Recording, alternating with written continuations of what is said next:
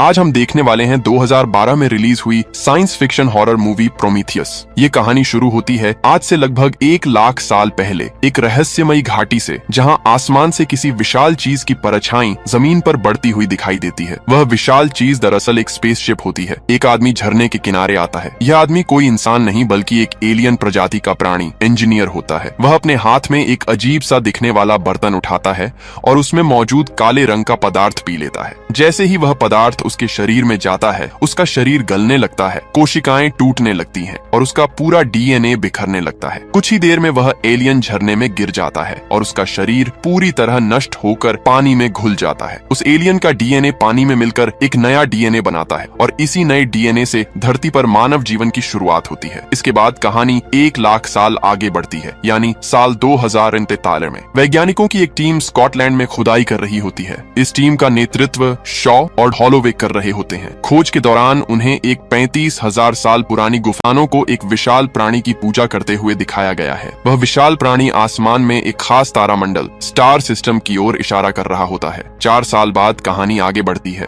पृथ्वी से लगभग 34 trillion kilometre दूर प्रोमीथियस नाम की स्पेसशिप 17 लोगों के क्रू के साथ अपने सीक्रेट डेस्टिनेशन की ओर बढ़ रही होती है। स्पेसशिप के अंदर डेविड नाम का एक एंड्रॉइड क्रू मेंबर अपनी रोजमर्रा की एक्टिविटी करता रहता है, जबकि बाकी सभी क्रू मेंबर्स क्रायो स्लीप में होते हैं। अचानक स्पेसशिप को एक तेज झटका लगता है, जो इस बात का संकेत होता है कि वे अपने डेस्टिनेशन पर पहुंच चुके हैं। डेविड बाहर देखता है और उसे एक अजीब सा ग्रह दिखाई देता है। कुछ ही देर में इस मिशन की सुपरवाइजर मेरेडिथ विकर्स नींद से जाग जाती है। वह डेविड से पूछती है कि बाकी लोग कितने समय से सो रहे हैं। डेविड जवाब देता है 2 साल 4 महीने 18 दिन 36 घंटे और 15 मिनट। इसके बाद सभी क्रू मेंबर्स को जगाया जाता है और सबको एक जगह इकट्ठा किया जाता है। उन्हें एक 3D होलोग्राम दिखाया जाता है, जिसमें वेलैंड कॉर्पोरेशन के फाउंडर पीटर वेलैंड दिखाई देते हैं। वे बताते हैं कि इसी मिशन की नींव उन्होंने रखी थी। ये होलोग्राम उन्होंने 2 साल पहले रिकॉर्ड किया था और अगर वे सब इसे देख रहे हैं तो इसका मतलब है कि उनका मिशन अब सच होने वाला है। इसका मतलब साफ होता है कि वे सब अपनी मंजिल पर पहुंच चुके हैं और पीटर वेलैंड अब जिंदा नहीं है। पीटर आगे सबको डेविड के बारे में बताते हैं कि डेविड कोई इंसान नहीं बल्कि एक एंड्रॉइड है। डेविड उनके लिए एक बेटे की तरह है। इसके बाद वह डॉ चार्ली हॉलोवे और डॉ एलिजाबेथ शॉ का सबसे परिचय करवाते हैं। पीटर दोनों को इस मिशन का इंचार्ज घोषित करते हैं और पूरी जिम्मेदारी सौंपकर होलोग्राम से गायब हो जाते हैं। इसके बाद डॉ हॉलोवे अपना प्रेजेंटेशन शुरू करते हैं। वे पृथ्वी पर अलग अलग जगहों पर हुई पुरातत्व खुदाइयों की तस्वीरें दिखाते हैं। मिस्र, सुमेरिया, बेबीलोनिया, मेसोपोटामिया और हाल ही में स्कॉटलैंड में मिला 35,000 साल पुराना गुफा चित्र। वे बताते हैं कि ये सभी प्राचीन सभ्यताएं हैं और हर सभ्यता के बीच सैकड़ों सालों का अंतर है। इनका आपस में कोई संपर्क भी नहीं था, फिर भी हर जगह एक मिलता है, जिसमें एक विशाल प्राणी आसमान में एक तारामंडल की ओर इशारा कर रहा है। ऐसे ही चित्र हर सभ्यता में पाए गए हैं। इन चित्रों में दिखाया गया तारामंडल जिस गैलेक्सी में मौजूद है, वह पृथ्वी से इतनी दूर है कि प्राचीन सभ्यताओं को उसके बारे में जानना नामुमकिन था। हैरानी की बात यह है कि उस गैलेक्सी में एक सूरज मौजूद है और उसके चारों ओर एक ग्रह घूम रहा है, जिसके 3 चंद्रमा हैं। उनमें से एक चंद्रमा पर जीवन के लिए अनुकूल वातावरण है, लगभग हमारी धरती जैसा, और आज ही सुबह वे उसी चंद्रमा पर पहुंचे हैं। इसके बाद डॉ शॉ बताती हैं कि गुफा चित्रों में दिखाया गया विशाल प्राणी असल में एक एलियन प्रजाति है। उन्हीं एलियंस ने इंसानों को बनाया है। एक तरह से वे हमारे इंजीनियर्स हैं, हमारे रचयिता। इन चित्रों के जरिए वे हमें एक संदेश दे रहे हैं कि आओ हमें ढूंढो उसी तारामंडल में। प्रेजेंटेशन के बाद डेविड दोनों डॉक्टर्स को सुपरवाइजर मेरेडिथ विकर्स के चैम्बर में ले जाता है।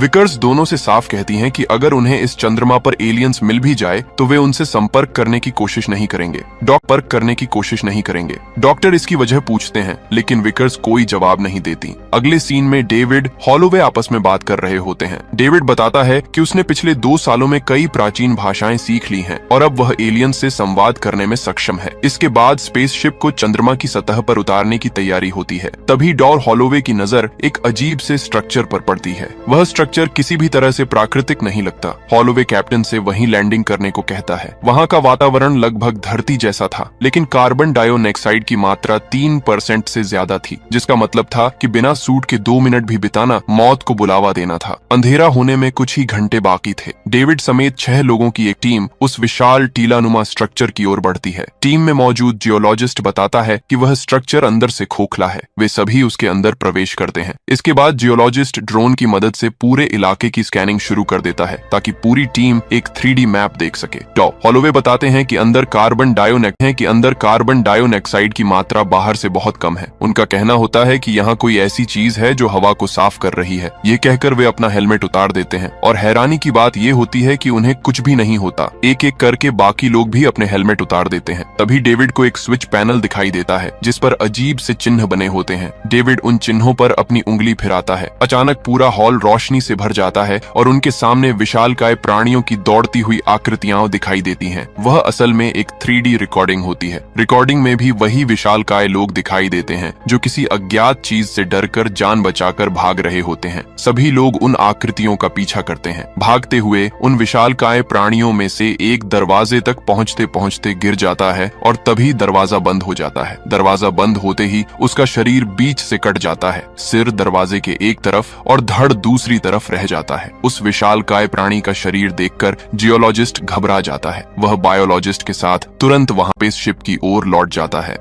शॉ कार्बन रीडिंग से पता लगाती हैं कि उस विशाल जीव की मौत को करीब 2000 साल हो चुके हैं। इस बीच डेविड स्विच पैनल पर उंगली चलाकर दरवाजे की लॉकिंग सिस्टम को ओवरराइड कर देता है और दरवाजा खोल देता है। दरवाजे के दूसरी तरफ उन्हें उस जीव का कटा हुआ सिर मिलता है और साथ ही एक विशालकाय चेहरे की मूर्ति भी दिखाई देती है। पूरे कमरे में बड़ी बड़ी कुर्सियां रखी होती हैं। जमीन पर केंचुए जैसे जीव रेंग रहे होते हैं और छत पर एक बहुत बड़ी पेंटिंग बनी होती है। लेकिन जैसे ही वे लोग उस कमरे में प्रवेश करते हैं, कमरे में अजीब बदलाव शुरू हो जाता है। वहां रखी कुर्सियां पिघलने लगती हैं और उनमें से काले रंग का द्रव बहने लगता है। छत पर बनी पेंटिंग भी खराब होने लगती है। शॉ समझ जाती हैं कि उनके आने से कमरे का तापमान बदल गया है। वह सभी को तुरंत वहां से बाहर निकलने को कहती हैं और उस कटे हुए सिर को एक बड़े पॉलिथीन बैग में डालकर साथ ले लेती हैं। तभी कैप्टन सबको सूचित करता है कि एक भयानक तूफान आने वाला है, इसलिए सभी को तुरंत स्पेसशिप पर लौटना होगा। शॉ थोड़ा और समय मांगती है, लेकिन सुपरवाइजर उन्हें सिर्फ 15 मिनट की मोहलत देती है। उसके बाद स्पेसशिप का दरवाजा बंद कर दिया जाना था। इधर डेविड चुपके से एक पिघली हुई वस्तु का एक पिंड अपने बैग में रख लेता है। उन पिंडों से निकलने वाले काले द्रव को कुछ छोटे जीव अपना भोजन बना रहे होते हैं। सभी लोग तेजी से स्पेसशिप की ओर भागते हैं। उनके पीछे 200 किलोमीटर प्रति घंटे की रफ्तार से तूफान बढ़ रहा होता है। ये कोई साधारण तूफान नहीं था। उसमें सिलिका के कण और हजारों वोल्ट की बिजली मौजूद थी। वे लोग मुश्किल से स्पेसशिप तक पहुंच पाते हैं, लेकिन तभी एलियन का कटा हुआ सिर उछलकर नीचे गिर जाता है। उसे उठाने की कोशिश में शॉ तेज तूफान में हवा में उड़ने लगती है। हॉलोवे उन्हें बचाने की कोशिश करते हैं, लेकिन असफल रहते हैं। तभी डेविड आगे बढ़कर दोनों की जान बचा लेता है। स्पेसशिप पर लौटने के बाद उन्हें पता चलता है कि बायोलॉजिस्ट और जियोलॉजिस्ट वापस नहीं आए हैं। असल में वे दोनों उसी स्ट्रक्चर के अंदर रास्ता भटक गए होते हैं। कैप्टन उन्हें मैसेज करता है कि तूफान की वजह से उन्हें रात वहीं उसी स्ट्रक्चर में गुजारनी होगी। उधर स्ट्रक्चर के अंदर दोनों को एलियंस की लाशों का ढेर मिलता है। ये सभी लाशें लगभग 2000 साल पुरानी होती हैं। इधर स्पेसशिप पर डॉक्टर्स उस एलियन के सिर का एनालिसिस करते हैं। जांच में पता चलता है कि जिसे वे सिर समझ रहे थे वह असल में सिर्फ एक हेलमेट है। एलियन का असली सिर तो हेलमेट के अंदर होता है। जब वे उसके सिर की गहराई से जांच करते हैं तो पता चलता है कि वह किसी खतरनाक वायरस से संक्रमित था। उस वायरस के बारे में और जानने के लिए वे उसे सक्रिय करते हैं, लेकिन इससे पहले कि वे कुछ और समझ पाते, इन्फेक्शन के कारण वह सिर अचानक जोरदार हरकत करता है। एलियन के डीएनए की जांच के बाद एक चौंकाने वाली सच्चे डीएनए से पूरी तरह मेल खाता है। इससे साफ हो जाता है कि यही एलियंस हमारे पूर्वज हैं। यही वे इंजीनियर्स हैं जिन्हें ढूंढने के लिए वे यहाँ आए थे। उधर डेविड चुपचाप अपने साथ लाए गए पिंड को खोलता है और उसमें से थोड़ा सा काला सैंपल निकाल लेता है। फिर वह सैंपल चुपके से हॉलोवे के ड्रिंक में मिला देता है। इस बात से अनजान हॉलोवे वह ड्रिंक पी लेते हैं। इसके बाद हॉलोवे जाकर शॉ से मिलता है। शॉ उसे बताती है कि इंसान दरअसल उन्हीं एलियन इंजीनियर्स की संतान है, लेकिन बच्चों का जिक्र सुनते ही डॉन शॉ भावुक हो जाती है, क्योंकि एक मेडिकल कंडीशन की वजह से वह कभी मां नहीं बन सकती थी। हॉलोवे उसे समझाने की कोशिश करता है और उसी भावनात्मक पल में दोनों के बीच शारीरिक संबंध बन जाते हैं। उधर बायोलॉजिस्ट और जियोलॉजिस्ट भटकते भटकते फिर उसी कमरे में पहुंच जाते हैं जहां पिघले हुए पिंडों से निकला काला द्रव्य पूरे कमरे में फैल चुका होता है। अचानक उन्हें उस द्रव्य में सांप जैसे दो जीव दिखाई देते हैं। असल में ये वही केंचुए होते हैं जो काले द्रव्य के संपर्क में आकर भयानक जीवों में बदल चुके होते हैं। बायोलॉजिस्ट एक केंचुए के पास जाकर उसे छूने की कोशिश करता है, लेकिन तभी वह जीव उस पर हमला कर देता है और उसका हाथ तोड़ देता है। जियोलॉजिस्ट उस जीव को काट देता है, लेकिन उसके एसिड जैसे खून से वह बुरी तरह जल जाता है। वह जीव उसी जगह से दोबारा उग आता है और बायोलॉजिस्ट के सूट के अंदर घुस जाता है। इन केंचुए जैसे जीवों की वजह से दोनों की बहुत दर्दनाक मौत हो जाती है। इधर स्पेसशिप में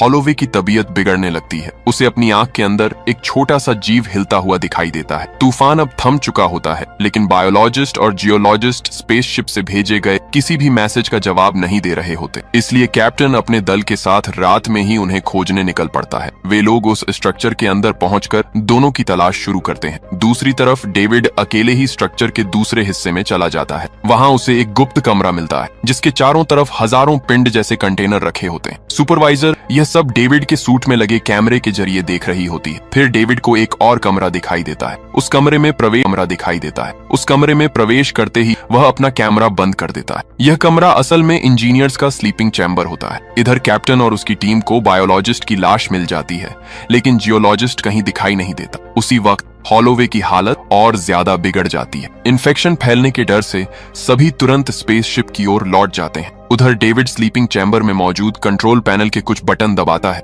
जिससे एक 3D रिकॉर्डिंग चालू हो जाती है। रिकॉर्डिंग देखकर डेविड समझ जाता है कि इंजीनियर पृथ्वी पर जाने की तैयारी कर रहे थे, लेकिन तभी रिकॉर्डिंग अचानक बंद हो जाती है। डेविड को एहसास होता है कि उनमें से एक इंजीनियर अभी भी जिंदा है, जो गहरी और लंबी नींद में सो रहा है। इधर स्पेसशिप तक पहुंचते पहुंचते हॉलोवे का शरीर बुरी तरह बदलने लगता है। इन्फेक्शन के खतरे को देखते हुए सुपरवाइजर उसे अंदर आने से रोक देती है। हॉलोवे भी समझ जाता है कि वह एक खतरनाक संक्रमण का शिकार हो चुका है और अब सबके लिए खतरा बन गया है। वह खुद ही चिल्लाते हुए सुपरवाइजर की ओर बढ़ता है कि उसे मार दिया जाए। हॉलोवे को अपनी तरफ आते देख सुपरवाइजर उसे जिंदा जला देती है। हॉलोवे को जलते देखकर शॉ बुरी तरह टूट जाती है। कैप्टन उसे पकड़ता है और उसे बेहोशी का इंजेक्शन दे दिया जाता है। जब शॉ को होश आता है तो डेविड उसे बताता है कि वह प्रेग्नेंट है और वह भी 3 महीने की गर्भावस्था। ये सुनते ही शॉ सदमे में चली जाती, क्योंकि हॉलोवे से उसके संबंध सिर्फ 10 घंटे पहले बने थे। 3 महीने पहले तो वह स्लीपिंग चैम्बर में गहरी नींद में थी, और सबसे बड़ी बात, वह कभी मां बन ही नहीं सकती थी। डेविड बताता है कि यह कोई सामान्य गर्भ नहीं है। शॉ उससे गिड़गिड़ाकर कहती है कि वह उसके पेट से उस जीव को निकालने में मदद करे, लेकिन डेविड साफ मना कर देता है, ये कहते हुए कि इस तरह का ऑपरेशन करने के लिए कोई डॉक्टर मौजूद नहीं है। इसके बाद डेविड उसे बेहोशी का इंजेक्शन देकर सुला देता है। जब डॉन शॉ को स्लीपिंग चैम्बर में ले जाया जा रहा होता है तो वह वहां से भाग निकलती है। वह सुपरवाइजर के केबिन में रखी मेडिकल मशीन मेड पॉड की मदद से खुद ही अपना ऑपरेशन करती है और उस परजीवी जीव को अपने शरीर से बाहर निकालकर निष्क्रिय कर देती है। उधर कैप्टन को एक सिग्नल मिलता है कि जियोलॉजिस्ट स्पेसशिप के बाहर खड़ा है। जब कुछ क्रू मेंबर्स उसे देखने बाहर जाते हैं तो बुरी तरह संक्रमित जियोलॉजिस्ट उन पर हमला कर देता है और कई लोगों को मार देता है। कैप्टन किसी तरह उससे लड़ता है और अंत में उसे मार गिराता है। इधर भागते भागते डॉर शॉ स्पेसशिप के उस हिस्से में पहुंच जाती है जहां पीटर वेलैंड को स्लीपिंग चैम्बर में रखा गया था। उन्हें हाल ही में नींद से जगाया गया था ताकि वे उस इंजीनियर से मिल सकें जिसे डेविड जिंदा और सोता हुआ देख कर आया था। असल में पीटर वेलैंड ने इस पूरे मिशन पर पैसा सिर्फ एक वजह से लगाया था, ताकि वह अपने निर्माता यानी इंजीनियर्स से मिलकर अमर बनने का रहस्य जान सके।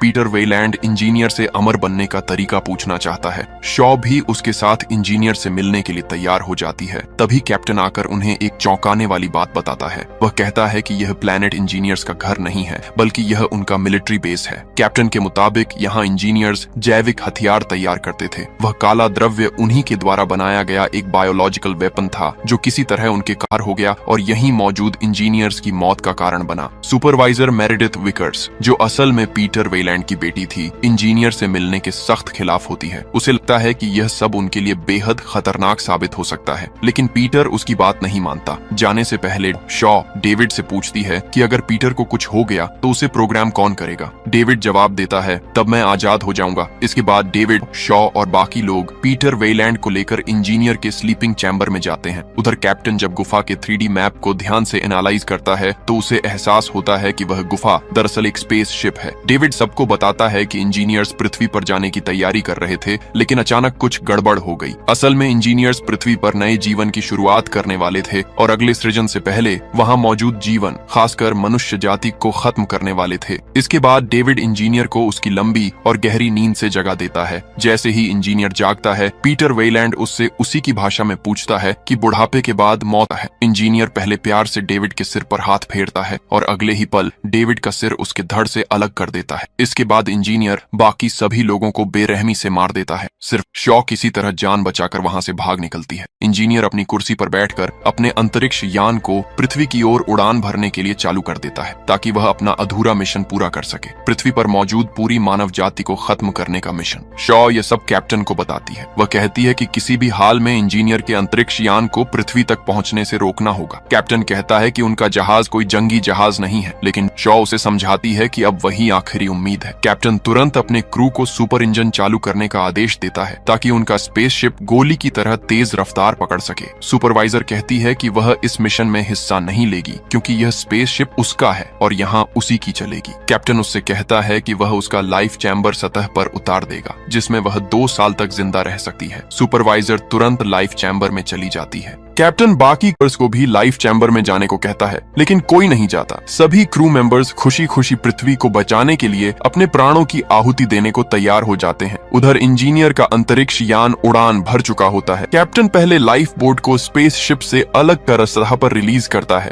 और फिर सुपरवाइजर को भी उसके लाइफ चैम्बर के साथ छोड़ देता है। जैसे ही प्रोमीथियस का सुपर इंजन पूरी ताकत से चालू होता है, वह तेज रफ्तार में जाकर इंजीनियर के अंतरिक्ष यान से टकरा जाता है। एक भयानक विस्फोट के साथ इंजीनियर का जहाज तबाह होकर धरती पर आ गिरता है। गिरते समय वह अपने साथ सुपरवाइजर और शॉ को भी चपेट में ले लेता है। सुपरवाइजर की मौत हो जाती है, लेकिन एक चट्टान की आड़ की वजह से शॉ बच जाती। उसके ऑक्सीजन सिलेंडर में सिर्फ 2 मिनट की ऑक्सीजन बची होती है। ऑक्सीजन लेने के लिए वह कैप्टन द्वारा छोड़ी गई लाइफ बोट की ओर जाती है। वहां उसे एक भयानक परजीवी जीव दिखाई देता है। वह तुरंत पहचान जाती है कि यह वही ऑक्टोपस जैसा जीव है जो उसने अपने पेट से निकाला था। वह जीव मरा नहीं था, बल्कि अब और भी बड़ा हो चुका था। तभी वायरलेस रेडियो पर डेविड की आवाज सुनाई देती है। वह बताता है कि इंजीनियर उसे मारने आ रहा है। अचानक इंजीनियर शॉ पर हमला कर देता है। शॉ तुरंत ऑक्टोपस वाले केज का दरवाजा खोल देती है। वह विशाल जीव इंजीनियर पर हमला कर देता है। इंजीनियर और उस जीव की लड़ाई के बीच से शॉ जान बचाकर भाग निकलती है। थकी और टूटी हुई हॉलोवे को याद करके रोने लगती है। तभी डेविड की आवाज फिर से रेडियो पर आती। डेविड उससे मदद मांगता है।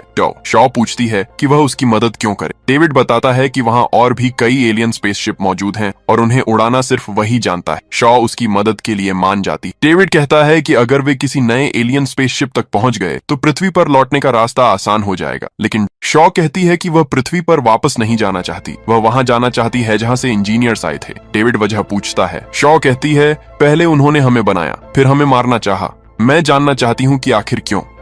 शॉ पृथ्वी पर एक अंतिम मैसेज भेजती है कि प्रोमीथियस स्पेसशिप और उसका पूरा क्रू खत्म हो चुका है और जो भी यह संदेश सुन रहा क्रू खत्म हो चुका है और जो भी यह संदेश सुन रहा है वह कभी भी इस चंद्रमा पर आने की कोशिश न करे क्योंकि यहाँ अब सिर्फ मौत है। इसके बाद डेविड और शॉ उस ग्रह की ओर उड़ान भरते हैं जहाँ से इंजीनियर्स आए थे। आखिरी सीन में लाइफ बोट के अंदर इंजीनियर